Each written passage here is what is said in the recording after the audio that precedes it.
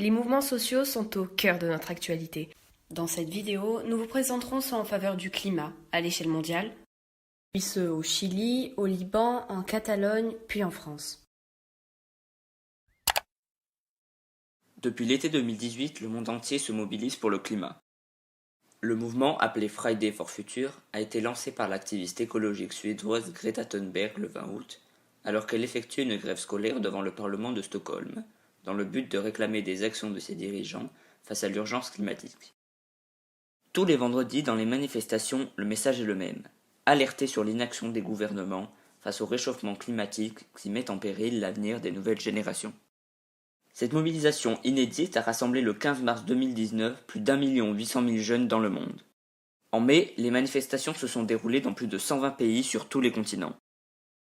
En effet, durant ce mois, une nouvelle vague de contestation a éclaté dans les pays européens pendant les élections européennes, comme en France ou en Belgique.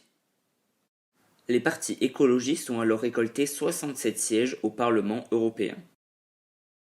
4 mois plus tard, en septembre, les associations environnementales appellent de nouveau à une mobilisation massive pour le sommet spécial du climat à l'ONU. Résultat, les étudiants, mais pas que, répondent présents à cette grève mondiale pour le climat le 20 septembre puis le 27 septembre, comme à Montréal où, selon les organisateurs, 500 000 personnes ont manifesté aux côtés de Greta Thunberg.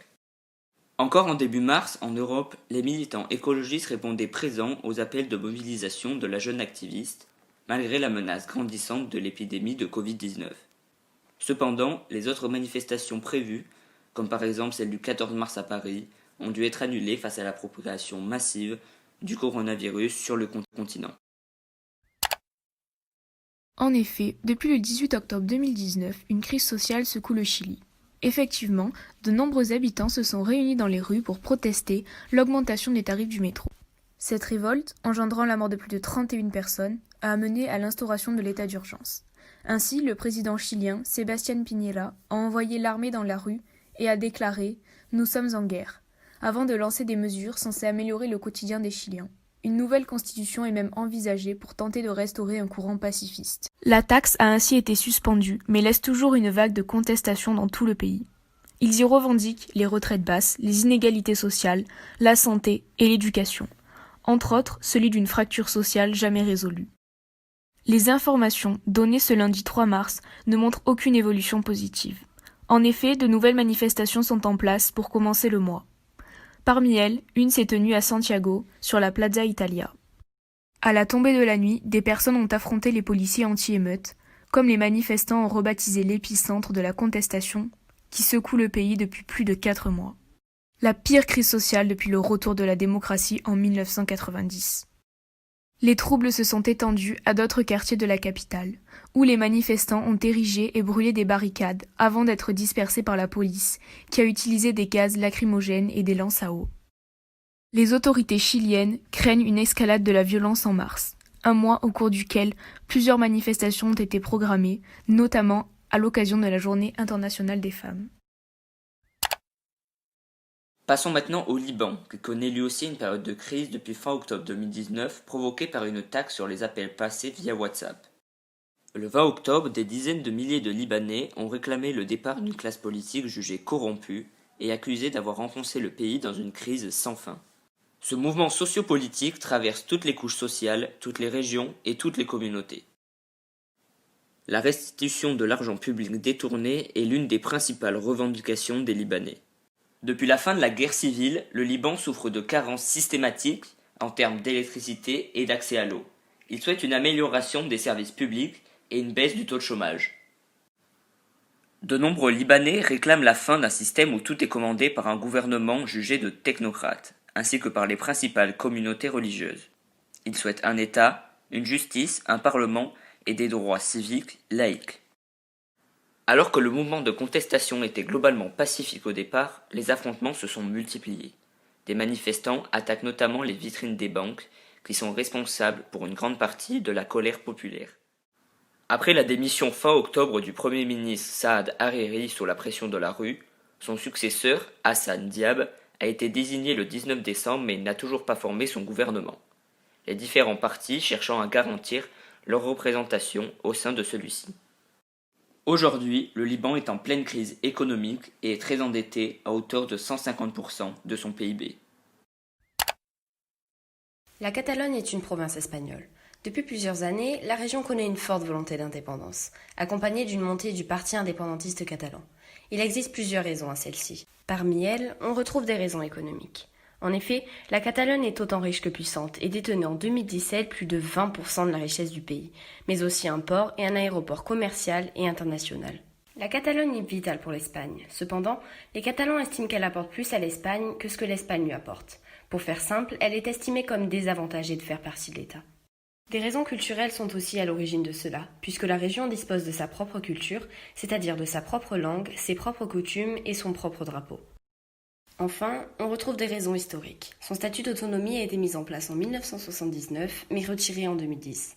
Elle possède aussi son propre parlement depuis 2005. En réaction, la population catalane a massivement manifesté depuis 2017. C'est en effet à cette même date qu'un référendum a été refusé par le gouvernement. Après ceci, des grèves et des manifestations ont eu lieu en Catalogne, rassemblant plus de 180 000 personnes. Le 1er octobre 2017, ce vote a reçu une réponse positive à 90%, mais il n'a pas été reconnu par Madrid. Ce refus a donné lieu à une forte violence, des heurts entre militants pro-indépendance et forces de l'ordre. Le roi d'Espagne, Felipe VI, y a même réagi. España tiene que hacer frente a un inaceptable intento de secesión en una parte de su territorio nacional. Quelques années plus tard, en octobre 2019, une nouvelle manifestation s'est déroulée avec plus de 350 000 personnes. Celle-ci était le centre de scène de guérilla où l'on ressentait de lourdes tensions des forces de l'ordre de Barcelone, suite à la condamnation par la justice espagnole de dirigeants catalans pour avoir organisé le référendum non autorisé de 2017. Quant à lui, Carles Puigdemont, ex-président de la Catalogne impliqué dans cette affaire, est aujourd'hui en exil en Belgique depuis 2017. Depuis octobre 2018, la France fait face à de nombreuses manifestations du mouvement des Gilets jaunes. Tout est parti de posts Facebook et d'une pétition lancée en mai 2018 contre la hausse du carburant qui a rassemblé, 6 mois plus tard, en novembre, plus d'1 million de signatures. Le 17 novembre 2018 a lieu la première manifestation, dit l'acte 1, où de nombreux ronds-points et routes sont bloqués. Cette mobilisation est nationale, soutenue par un grand nombre de Français et affiliée à aucun parti politique. Une semaine après, un nouveau jour de manifestation est organisé, l'acte 2, avec notamment un rassemblement massif dans la capitale où le défilé a lieu sur les Champs-Élysées. Les manifestants contestent la hausse du prix du carburant due à la taxe carbone et dénoncent les inégalités sociales et les difficultés de vie des plus modestes, ne pouvant plus supporter les taxes alors que les dirigeants et les plus riches ne cessent de s'enrichir. Ils demandent notamment l'augmentation du SMIC et la remise en place de l'ISF, supprimée récemment par Emmanuel Macron. Cependant, le 1er décembre, l'acte 3, rassemblant plus de 136 000 personnes dans tout le pays, est marqué par des violences et des dégradations dans toute la France. À Paris, des affrontements violents avec la police éclatent notamment place de l'Étoile. Les forces de l'ordre tentent de disperser la foule à l'aide de gaz lacrymogène et de charges. Les manifestants ripostent par des jets de projectiles et de pavés. Des vitrines de luxe aux Champs-Élysées sont vandalisées, tout comme l'Arc de Triomphe, tagué et saccagé. Au Puy-en-Velay, la mairie est incendiée. Le gouvernement annonce alors la suspension, puis l'annulation de l'augmentation des taxes sur le carburant pour 2019, mais les manifestations continuent et les heurts avec la police, les dégradations, les violences policières et les tensions ne cessent de se multiplier dans les semaines suivantes. Le tout accentué par la présence de Black Bloc en marge des manifestations. Après une baisse de mobilisation pendant les fêtes, les manifestations perdurent tous les samedis et de nouvelles revendications apparaissent, comme la mise en place d'un référendum d'initiative citoyenne. En effet, petit à petit, le mouvement s'essouffle jusqu'à la grève massive du 5 décembre 2019 avec mouvement de contestation de la réforme des retraites. Pour montrer l'enjeu d'une telle réforme, il est important de comprendre le système actuel. Celui-ci est basé sur un système collectif, c'est-à-dire que tout le monde finance la retraite de tout le monde. Chaque mois, de l'argent est prélevé sous forme de cotisations qui financent les caisses des retraites, redistribuées sous forme de pensions de retraite, calculées selon plusieurs facteurs comme le temps travaillé, par nombre de trimestres et le niveau de revenu. À savoir que le système de retraite français était déficitaire de 2,9 milliards d'euros en 2018, selon le COR, soit une somme qui ne cesse de manquer, montrant donc l'urgence de faire une réforme. Par conséquent, si la réforme est appliquée, l'État passera à un système universel composé d'une seule caisse de retraite et non pas 42 pour simplifier les versements. De plus, le calcul sera différent. La cotisation s'effectuera par point de retraite accumulé en fonction du temps de travail.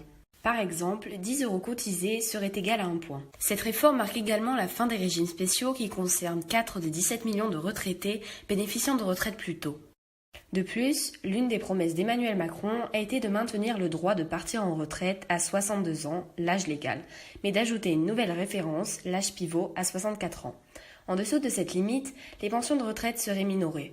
En dessus, elles seraient dites majorées. Le plus serait donc de laisser libre l'âge de départ, mais certains dénoncent que la réforme pousse les gens à travailler plus longtemps. Nous en venons donc aux revendications. Les Français y protestent la fin des régimes spéciaux pour les fonctionnaires. La grève des cheminots, débutant en janvier, illustre clairement ce mécontentement.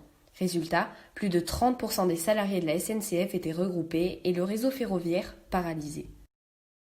L'examen du projet de loi sur la réforme des retraites a débuté à partir du 17 février à l'Assemblée nationale.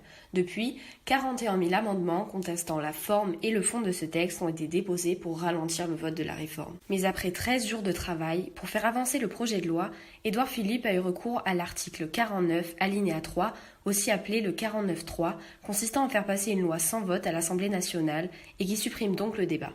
En faisant cela, on dit que le gouvernement gâche ses responsabilités. À la suite de cela, 2 motions de censure, de gauche et de droite, ont été présentées puis votées, mais ont été toutes deux rejetées.